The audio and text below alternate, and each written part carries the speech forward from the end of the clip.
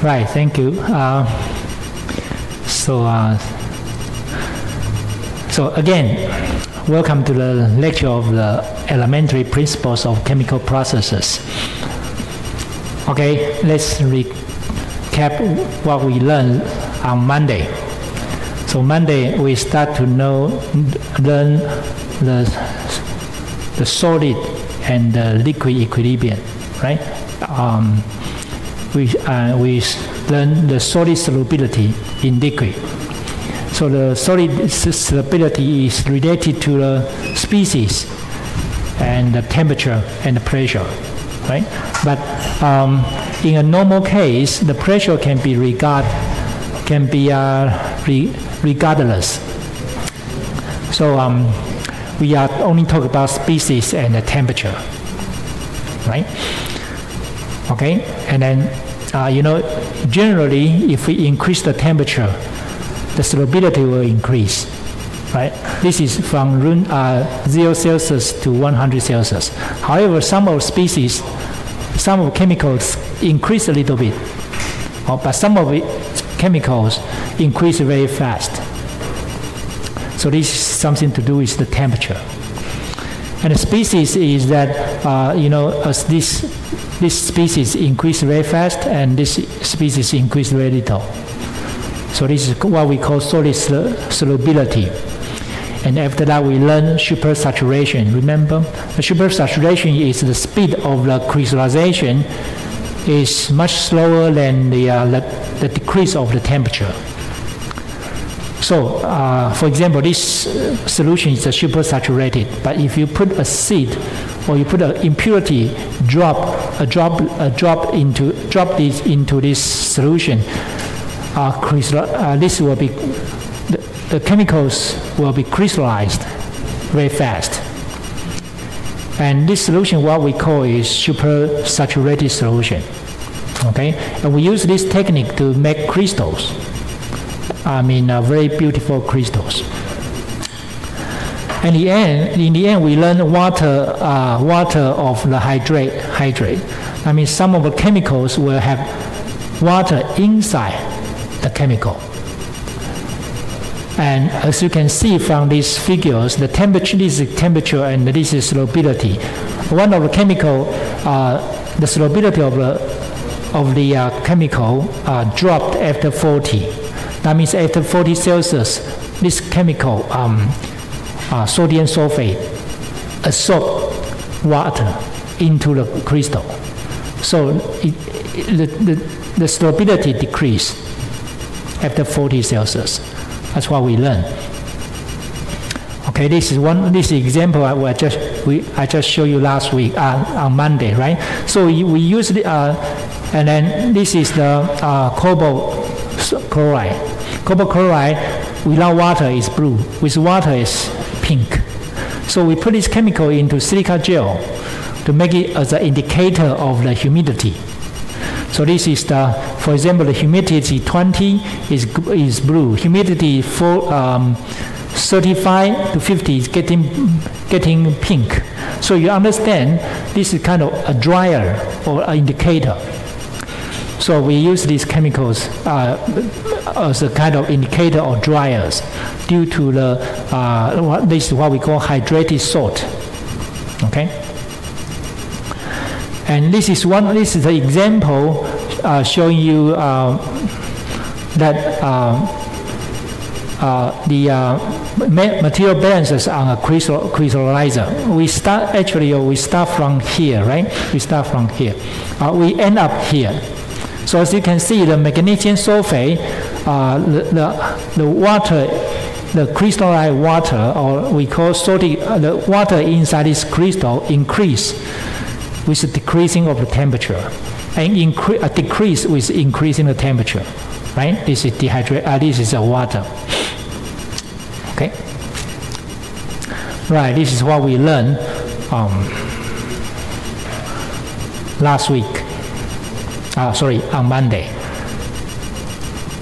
So now this is an example of the production of a hydrated salt.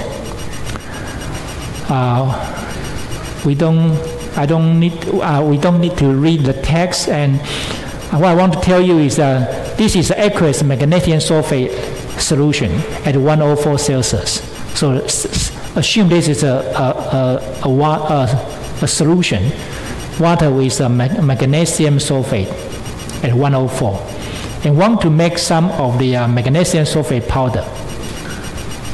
So we feed this solution into the crystallizer.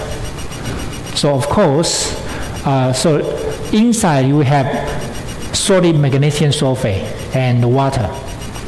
Okay, so we feed into the crystallizer, and we know that before we feed this solution into this crystallizer,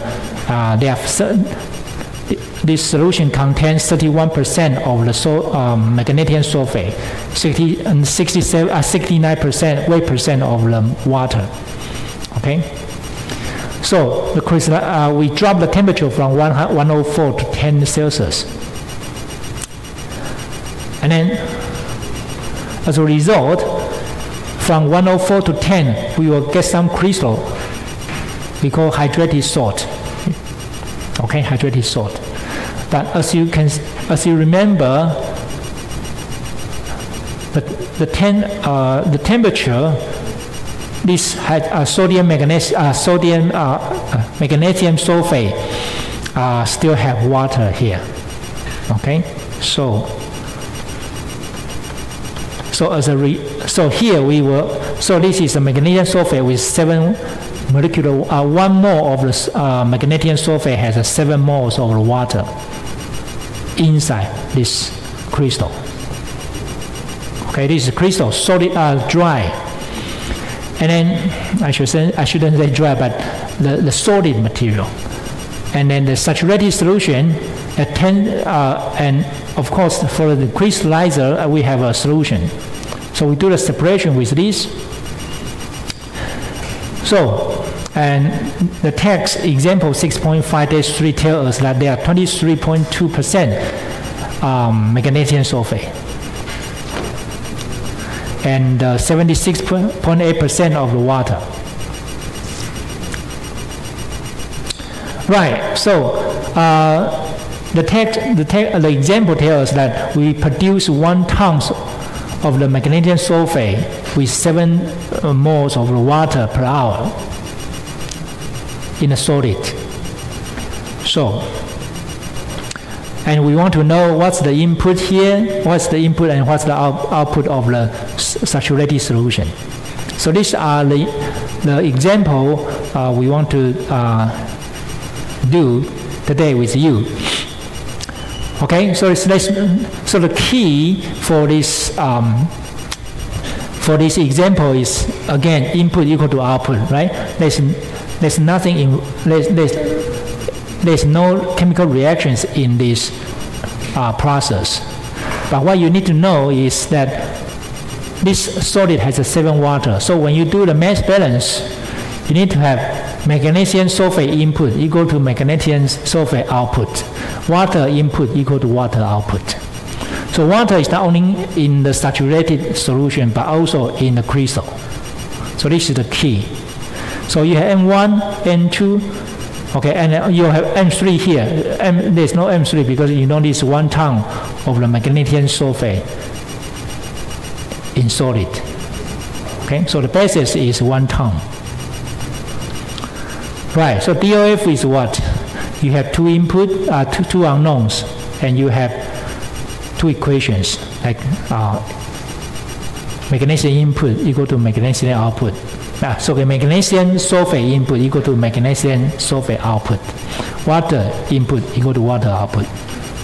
So the key point is that you don't use this for the output here, but you have 2 parts, 1 ton of magnesium sulfate and 7 tons of the water. Sorry, this is, this is 1 ton of this one. So you need to divide this into 2, okay? This is weight 1, weight 2, and then you as long as you know the molecular weight, you know how to do this. Okay, so I don't do the calculation with you. So you need to understand this. Okay. Right, so today we're going to another topic, which is colligative solution properties. What is colligative solution properties? You know, when you have ice cream, the ice cream has a lot of water, but the temperature of ice cream is less than 0.0 Celsius. So 0 Celsius is the freezing point of the water to become ice. So when you have ice cream, it doesn't taste like rock ice. Ice is very hot, right? But when you have ice cream, it's very soft and very nice. And what happened? Why the temperature is less than 0 Celsius, but there's no ice water, there's no ice, or I should say there's no rock ice. That's because we put something into the water and we reduce the freezing point of the ice. So the freezing point of the water is not 0 Celsius anymore. It can be -10, it can be -20 Celsius, for example. Okay? So this is what we call colligative solution properties. So assume this is the system. We have A, B, C, C species. And then we know that we need to have different pressure. We are playing different pressure and temperature. So we got different molecular molar fractions in gas phase, and also we got different molar fraction in liquid phase, right? However, I hope you still remember, if we put something into this, we put solid into the gas, we put solid into the liquid, we will change the properties. This is colligative property. We will change the properties of this fraction and vapor pressure. Okay? So what's going on? What's going on?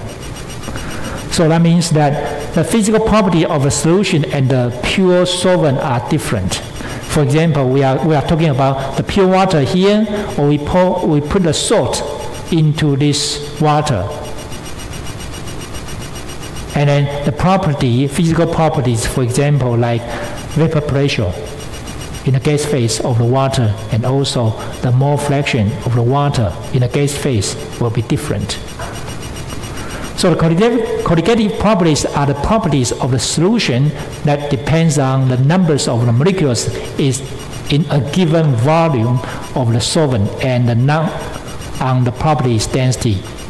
Well, when you talk about this, we are regardless of the size and the mass of the molecules. Okay, so we are changing the amount of the sugar or salt into the solution, and we found out that something will be changed. For example, the vapor pressure of the water. Okay, the vapor pressure in the gas phase will be changed, and the boiling point of the water will be changed. I should say boiling point of the solvent. It can be water, it can be anything. It can be acetone, it can be ethanol, okay, alcohol, and also the freezing point will be changed. Okay, so the boiling point will be changed to become higher or lower. The freezing point will change to become higher or lower. That's what we are going to find out. So the colligative solution property is that, you know, there are four properties will be changed, including we relatively lower the vapor pressure. So the vapor pressure of the H2O will be decreased if we put the sugar or if we put the salt into the solution. The vapor pressure will be reduced. Okay, we call it relative lower of the vapor pressure. And the boiling point will be increased. The boiling point will be increased. You might think, why? Okay, let me finish all of this.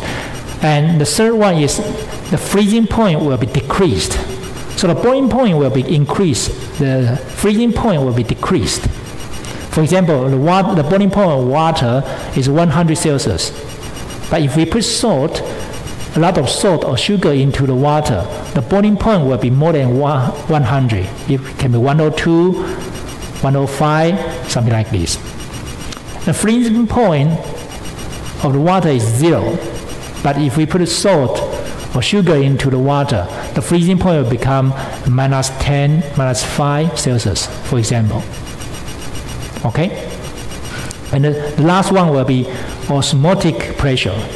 So this is out of the scope in our lecture in this course. So we don't talk about osmotic pressure, but we will discuss the vapor pressure, boiling point, and freezing point in the following time. Okay, following 30 minutes. So, however, we want to know what kind of things will affect the colligative properties. So the colligative property is the function of species and concentration. Species can be, I just told you, right? Salt, sugar, or and any chemicals we can dissolve in the solvent. And also the concentration. You might put 10 grams of the sugar or 20 grams of the sugar. It will change the vapor pressure or boiling point or freezing point. So the species, for example, and also concentration of solute. So you might say, Professor, why we put sugar or salt we put the sugar salt into this in the water? Why the vapor pressure will be decreased? Imagine, for example, if you put the salt into the water, the sodium and the chlorine will dissociate, become sodium cation and the chlorine anion, right? So it's kind of the sodium cation will be trapped by water. So there's kind of bond between water and the sodium.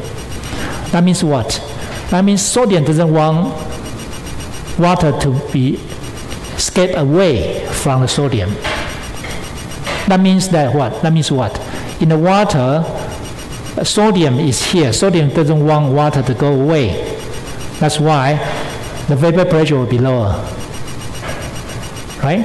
So again, when you increase the temperature in the water, for example, and the sodium doesn't want water to be vaporized or doesn't want vapor to be boiled because there's a bonding energy between sodium and water.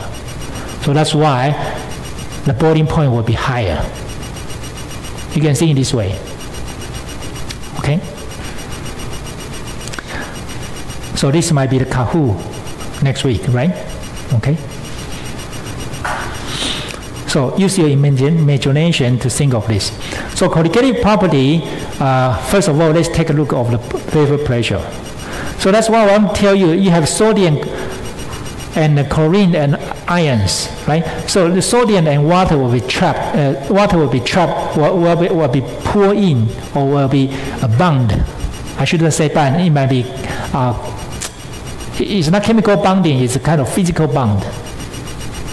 Okay. So, for example, this is water molecules. The water molecule will come out, but if you have sodium and the chlorine ions, this will be bound. This will trap the molecules. So as you can see, without the salt in the water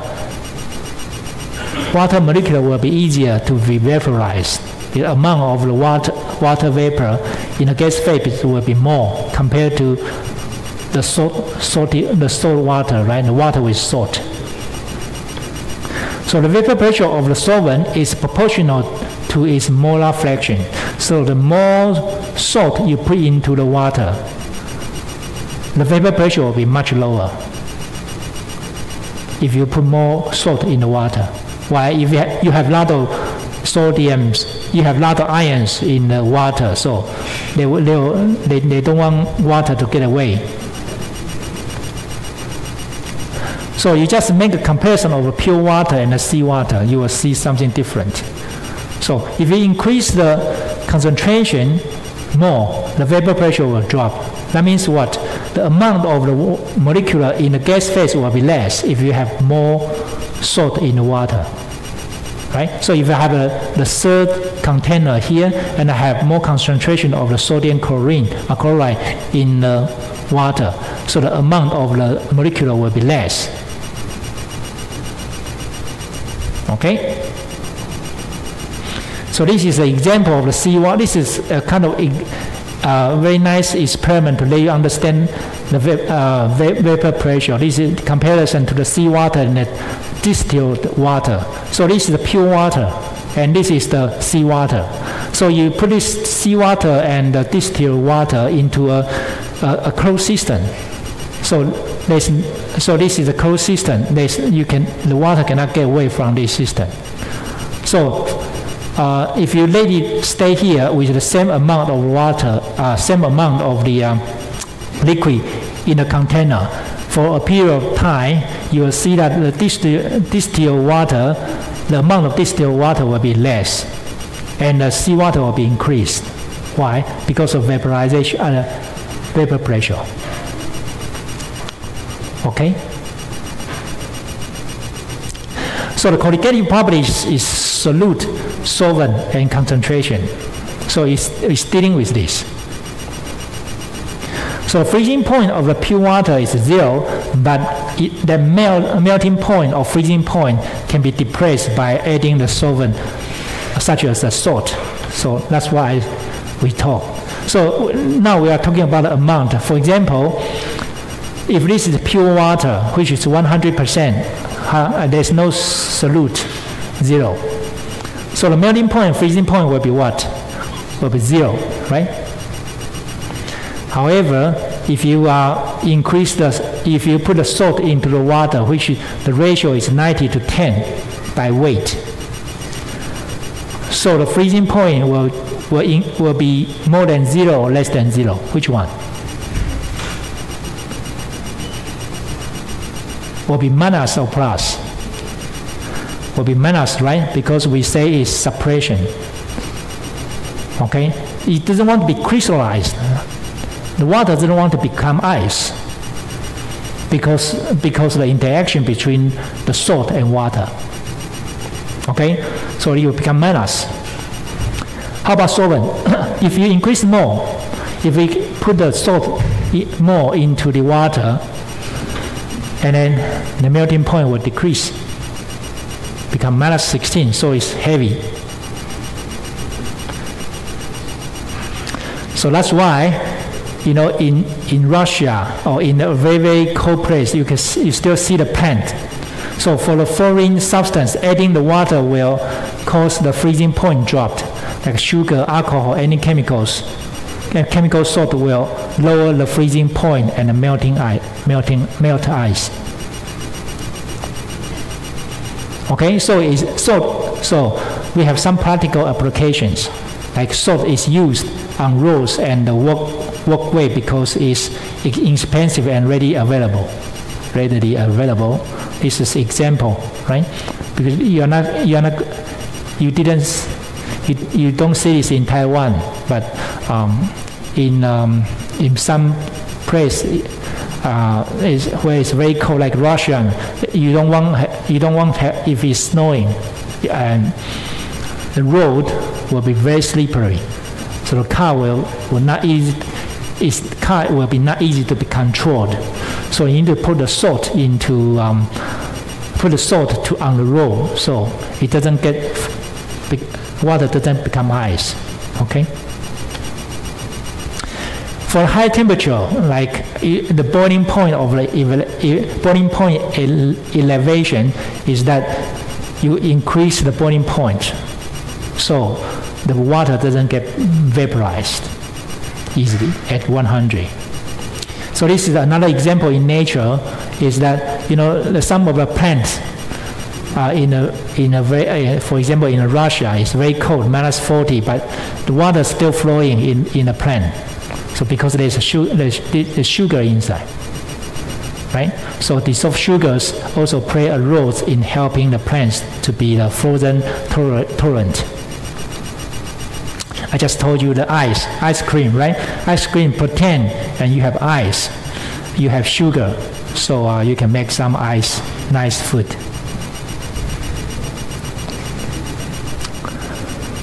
Right, so how can we use this as application? For example, like seawater. We want to separate water. We want to separate water and the salt from the seawater. So the design of the operation unit, we can use two techniques. First one is evaporation technique. The second one is freezing technique, right? So this is just for your information. So so for the evaporation, you are playing boiling point.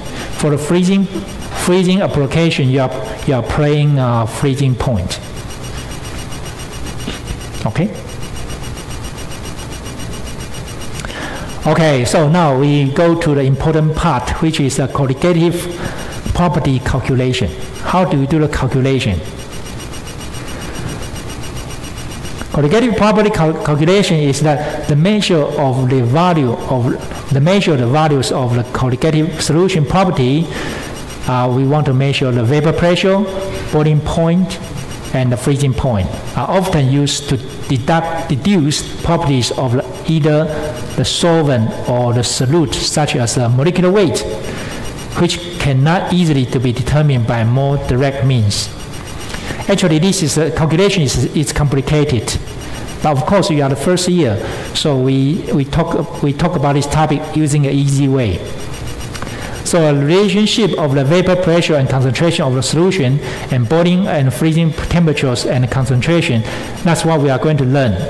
But we have some conditions easier for you to understand, and this is the condition we are trying. We use the simple case to let you to get started with. Okay, so in this text, we only consider simple case of the solution in which dissolved solution is what? The non-volatile materials. For example, you put something into you put the solid into this solute, like water, for example, and this one doesn't volatile. So this is a negligible vapor pressure. We don't think of the vapor pressure of this solid material. So this is first one. The second one is non-reactive with the solvent. So this one doesn't reactive with this one. Okay? So, and then also this one doesn't dissolve, doesn't dissociate into this inner solvent. What does that mean? Like non-dissociative with the solvent. For example, if you put a sodium chlorine, if we put a salt into the water, you become sodium cation and chlorine anion, right? So this is one of the case. So this is what we call ionic compound, and we are not going to talk about this in the following information, in the following talk. So, but if you put sugar into this one, yes, we can use this as a simple case. This is sugar, right? Okay, so this is non-dissociative with the solvent. So the rule out means that we don't consider the chemicals which is, for example, like ionization acid, bases, and salt. We don't put this in, and we don't consider as a simple case for the following calculation. So, based on this condition, what we can determine is vapor pressure, boiling point, freezing point. And of course, there's an osmotic pressure, which is not concerned in this text. So we only talk about vapor pressure, boiling point, and freezing point. Okay? Okay, let's get started. Let's start with the solvent vapor pressure first. So this is solvent. Imagine this solvent is water. And the mole fraction of the solvent is called X sub S. So S stands for solvent, okay? S stands for solvent. And we have solute. And the mole fraction of solute, we use X. So for example, I just told you that the solvent is water, for example. The solute is sugar. So we have X sub S and X. Okay? And because we are going to talk about vapor pressure is related to total pressure and temperature, right? And we want to know the vapor pressure of the solvent, which is water in this case, for example. So A is the water, and we want to know YS. S, again, it stands for solvent. Y is the mole fraction in gas phase. Okay? So after that, because we want to know the solvent vapor pressure, so solvent vapor pressure will be P, right? The small letter P. And S is, again, stands for solvent. It's a function of T, because temperature, if you change the temperature, you will get the different vapor pressure. Okay? So these two are what you want to know in this case. So you might say, wow, Professor, it looks like we are going to talk about the vapor pressure in the section 6.4. Yes, you are right. We are going to use the Law's law and the Dalton's law. Okay, so this is Law's law, right? So we modify this Law's law using the condition we are talking. So the partial pressure of solvent here, this Law's law can be changed to become like this. So PA, we move for the PA, right? A is solvent, right? So it become PA become PS. And then YA become YS. And capital P, which is total pressure, equal to what? XS. You change from XA from XS. And PS, change it to PA, change to PS. Okay? And one thing you need to know is this one. Because PS, XS plus X equal to 1, right? So PS will be 1 minus X. Okay? So this is what you need to start with to do the calculation. Okay? So if X is 0, what does that mean? If the solute, the mole fraction of the solute is 0, that means you don't have sugar in the water, right? So of course, if this is 0, the PS will equal to what? PS start. And this is what? This is a special case of Law's law, what we learned in section 6.3. Remember? Okay, so if X is 0, so pure solvent, then PS equal to PS start, function of T.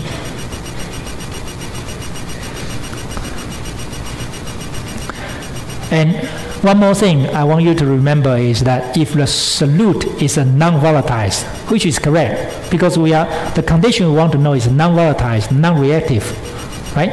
So it's non-volatile, non-dissociative. So non-volatile is vapor phase only solvent.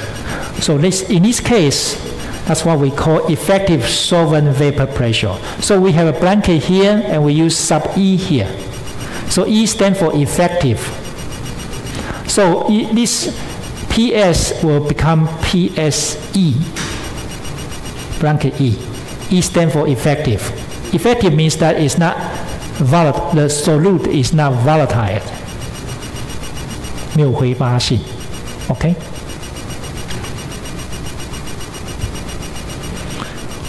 Right. So let's think how to do it. So again, if X equal to 0, the pure solvent, this is one we just talked. So if solute is non-volatile, vapor is only solvent, we know this. So we will change this one to become this one. Okay? Change this one to this one.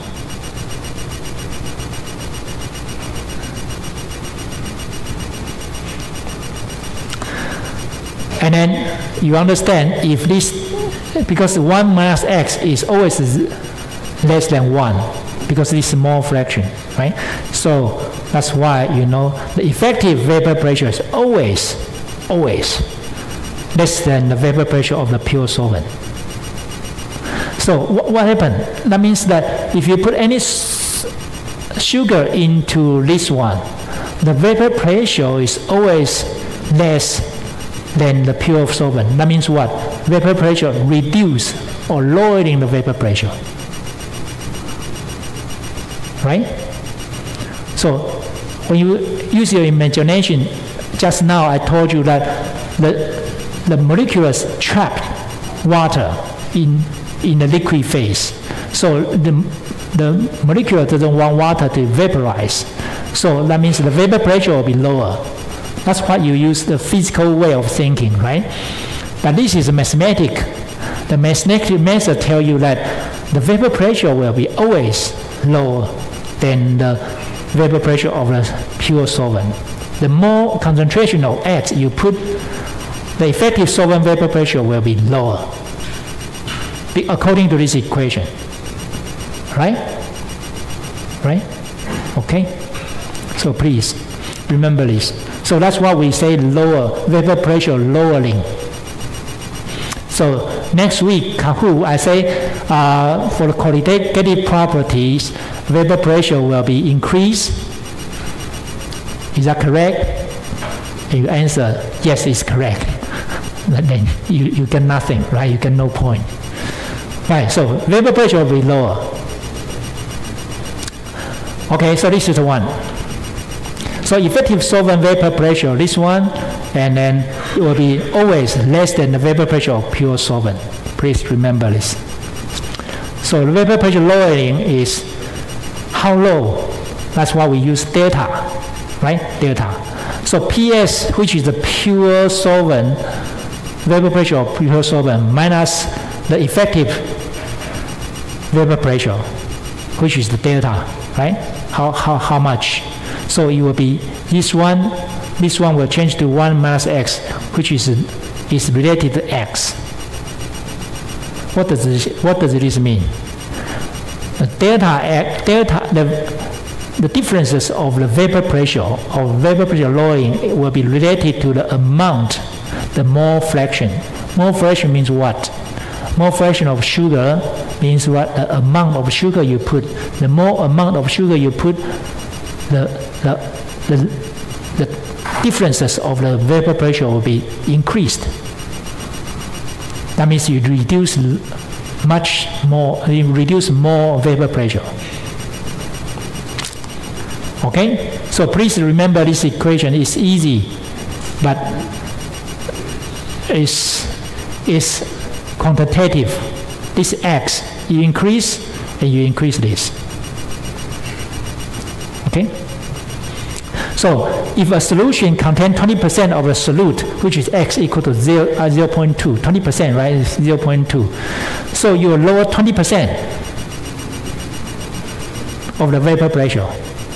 So the solvent partial pressure is about 80 of the vapor pressure of the pure solvent. That's because you lower 20%, right? So you become 20%, 80% of the original vapor pressure at a system temperature, regardless of the temperature, the pressure, and what the solvent, solute, and the solvent are. So this equation is very easy to tell you. No matter you use A solute, B solute, C solute, D solute, right? And no matter what kind of temperature or pressure you manipulate, it's nothing to do with this equation, because it's something to do with only the mole fraction. Okay? So if you use sugar or you use starch, as long as you use 20% of the starch or sugar, you will reduce 80%, you will become 80% of the original vapor pressure. Okay? No matter now it's 20 Celsius or 40 Celsius, the vapor pressure will reduce 20%. Okay? Right. So now let's move to the boiling point and melting point. I hope you this is a phase diagram of water, right? Phase diagram of water. As you can see, this is water. For example, this solid line here is water, the pure water. Solvent, you can regard this as a water, okay? Pure water here. And if you put a sugar into the water, and the curve will become like this. This is dashed line. Dashed line means what? For example, this is 1 atm, and this is water. The boiling point will be 100, right? And the melting point will be 0. So the boiling point, so this dashed line tell you what? If you put the sugar into the water, the boiling point will be increased. The melting point will be decreased. Okay? So this solution. What happens if you put, so this solid, you know that this is solid region, and this is gas region, liquid region here, and this is the gas region. Okay, gas region here. So this is boiling point for the pure solvent, and this is the boiling point for a solution. A solution can be water together with sugar, right? Okay, the M0 here is the pure solvent, it's a melting point, and TMS is the melting point for a solution, which can be again water with sugar. So the melting point decrease, the boiling point increase. So I have one question for you. If I put more, for example, this is the dashed line for a solution, right? You put more sugar in, and if you put more sugar, if you put 1 spoon of sugar into this water, and you got this line, this dashed line. However, if you put 2 spoons of the sugar into this water, so I ask, this is a dashed line with the blue color, or light blue, for example, light blue. So the dashed line will be here. This blue dashed line will be here or here, between the solid line or dashed line. If I give you this as a Kahoot, you know the answer. I told you that it's always, if you increase more, if you have a more concentration of the solute, you will increase the boiling point, and it will decrease the melting point. So it's something like this. Okay, and now you want to find out, what is this? For example, if this is 100, and what is this? Is 102 or 105? What is this, 107? That's what you need to find out. Okay? Okay, so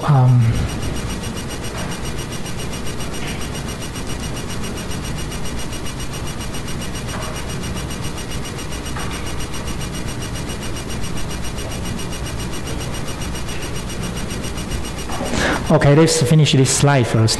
Okay, so you need to know that, you need to know this delta TB, and you need to know this delta TM. However, I just told you, remember, this is boiling point and melting point. So we already learned the vapor pressure, lowering of the solvent vapor pressure, which is related to the X only, right? And also, you know that if we lowering vapor pressure, the boiling pressure at a higher temperature than freezing temperature at lower temperature, freezing at the low temperature, which is this one and the highering and lowering. Okay, so in the following page, we want to know is how to do the calculation of this delta TB. B stands for boiling, and delta Tm, M stands for melting. Okay, that's what we're going to find out is in the following pages. But before we talk about this topic, 不要让我这么伤心嘛！我教的这么好，对不对？我回家哭了很久了。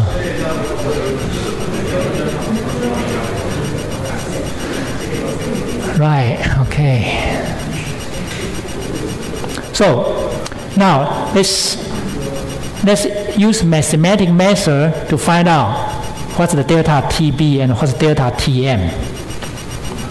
So we start with boiling point. Start with the boiling point here. Okay, the boiling point elevation delta TB for the dilute solution, which is X.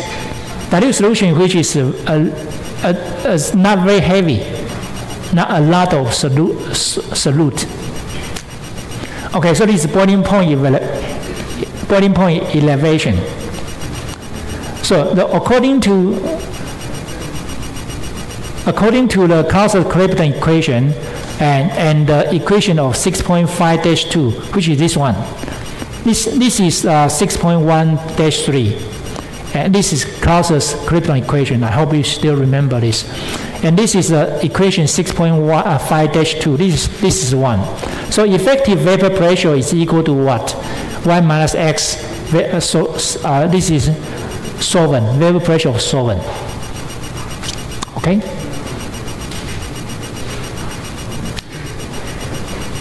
Right. So let's write down.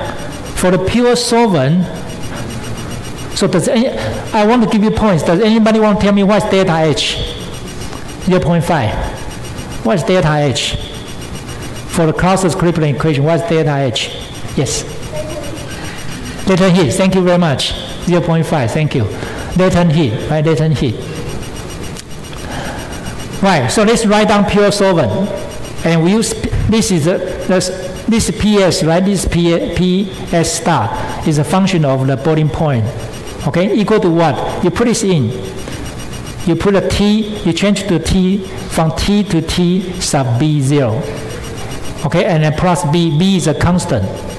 This is equation 1. And solvent, so this is pure solvent, right? And the solution, you put this, you change this to PS to PS, you put this to PS BT, BS.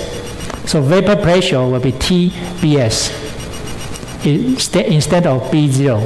And again, this is latent heat number 1, latent heat number 2, and plus B and RTBS.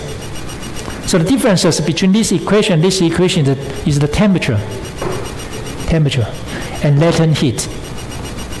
Okay? So you use this two equation, you equation 1 minus equation 2. Can you do that? Yes, of course. Equation 1 minus equation 2 become like this. Okay, and for a dilute means that you don't put too much sugar into the solvent, just a little bit. Okay, for dilute solution, the latent heat number 1 and latent heat number 2 will be very close. So you regard those two as the same. Okay, so you change this equation to become like this. So you latent heat number 1 and latent heat number 2 will become 1 only. So you take this out and rearrange this equation. Okay, and then now you try to do something about this one. So TBS and TB0 and TBS, if you times this one and this one, will be very close because this is dilute solution. So this T0 and TS will be very close to T0 power 2. Okay, so again, you rearrange this equation to make it become like this. So from here, it was TB0 and TBS, it becomes TB02. Because this TBS doesn't change much. The temperature doesn't change much. So you regard this as the same. For example, 1 times 2 times 2.001 will become 4, right? Very close to 4. Okay, so rearrange like this. And then for the so you take this equation into this in here. This equation 6.5-2. This is the one. You put this in here and you rearrange this. This is minus, right? So you come at this one go into this place. Okay, this is minus, and you take the natural log out, so you become like this. So you put these two equations into here, and this rearrange, it become natural log 1 minus x. And natural log 1 minus x will be very close to minus x. So, as a result, this term will become this because of these two equations. So this one will become this, and you move this one to here. Right. And then rearrange this equation to take this term to this side. So you become like this. Okay? And then because this TBS and TB0 will become delta TB. TB0 and TBS will become delta TB, right? So this will become like this.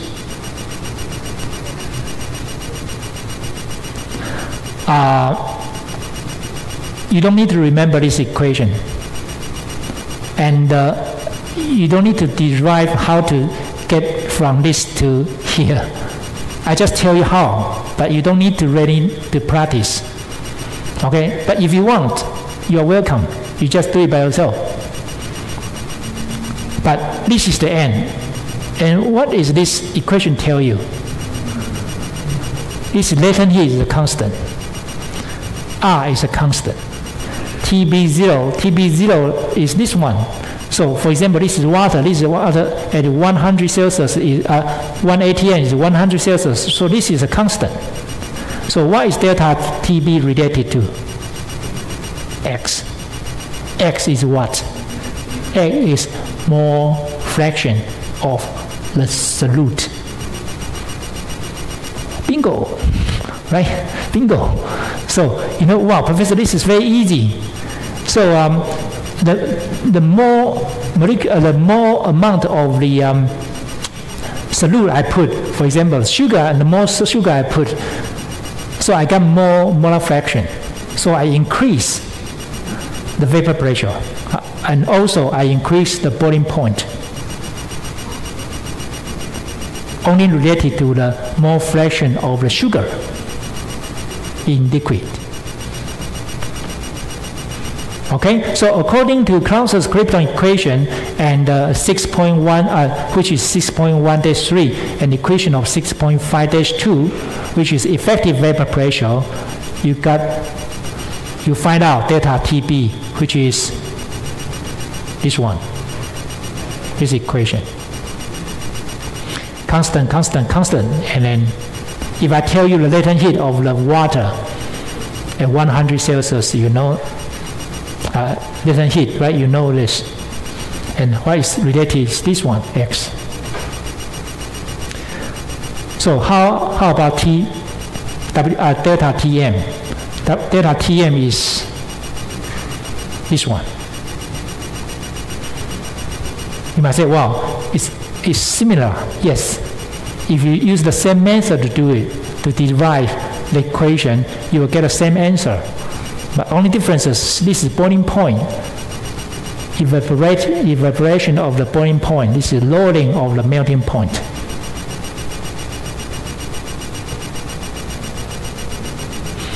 Okay? So now, this is a kind of example I want you to practice. So this example 6.5-4 is that a solution of the 5 gram of the solute in 100 gram of the water is heated slowly at a constant pressure at 1 atm. So this is water. This is a diagram of water, right? Diagram of H2O, and 5 grams of the solute in 100 gram of water. Okay, and is observed at the boiling point at 100.421 Celsius. So delta T will be 0.421, right? Okay, so you have a glass of water and you put solute into this water, and when we measure the boiling point increased 0.421 Celsius. And the question is, this example asks you to estimate the molar weight of the solute. Okay, what kind of material you put into the water? Okay, if you find out the molecular weight, you might be able to guess what kind of material you put. Okay, and then next is, if you find out X, right? Because delta T is related to X. What's the effective solvent vapor pressure? At 25. And third one is the solution freezing point at 1 atm. So if you know the X, the molar fraction of the solute, and you can find out this is delta X, delta Tm, right? Delta Tm. So you will be able to find out the solution freezing point. Finish. Go home and practice. Right? Right. So I write down the equation for you. If this show up in your final exam paper, maybe 50%, for example. I don't know. I haven't prepared the final exam paper yet. Okay, so I want to tell you that I will give you this, of course. And of course I will give you a gas constant. You don't need to remember. But you need to know this is SI system, or this is American engineering system, or this is CGS system. Okay? But don't worry, I don't want to give you trouble like this. I want you to know how to solve the equation, how to solve the problem instead of mix up with the CGS system, American engineering system, or SI system. Right. So if you, according to this equation, and the delta TB is 0.421, and you know the gas constant is 8.3. And then TB will be 100 Celsius, right? But we use make us SI system, which is 373. And delta H will be this one. This is kilojoule, but you make it as a joule. Okay? And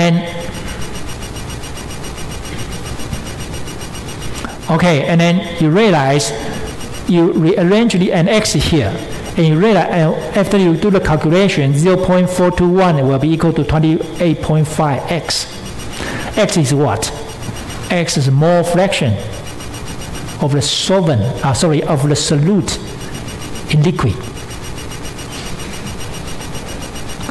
So please tell me what is X. X will be 0.0148.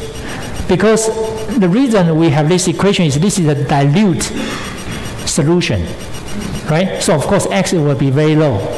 It's not 20 or 30%, something like this.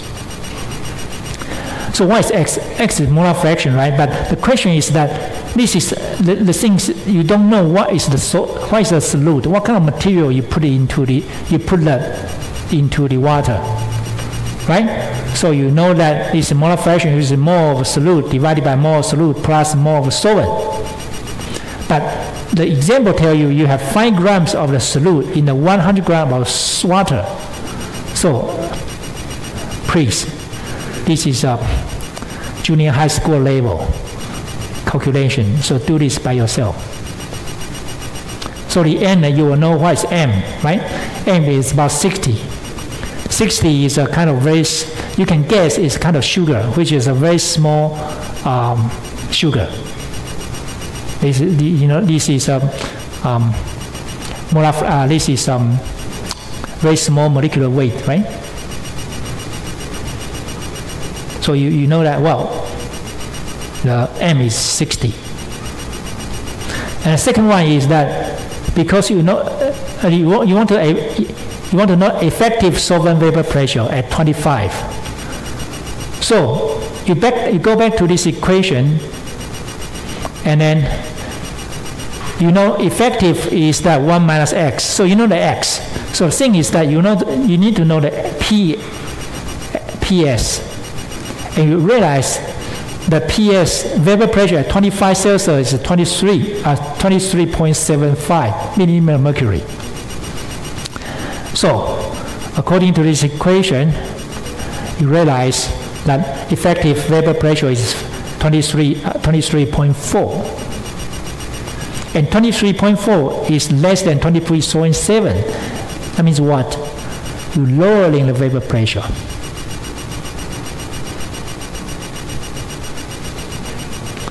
Okay. Question 3 is that solution freezing point at 1 atm. So this is equation. I will give it to you, and you know the x, right? And you want to know the melting latent delta H in the melting point, okay, which is 6.0. And put this in, you got the answer, which is minus 1.53 Celsius.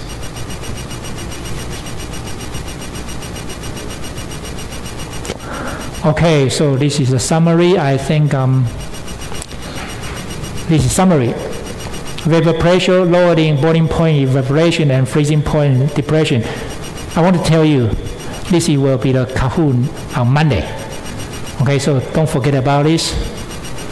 I want everybody to get points, not some of you only. Right, and then the final information is solid liquid phase diagrams. When you put the salt into the solution, you'll get diagrams like this. This is the percentage, this is the temperature, because you can regardless of the pressure. Okay, so this is diagram, and I don't have time to talk to you about this. And I want to tell you that this part won't be in your final exam. Okay, so don't worry.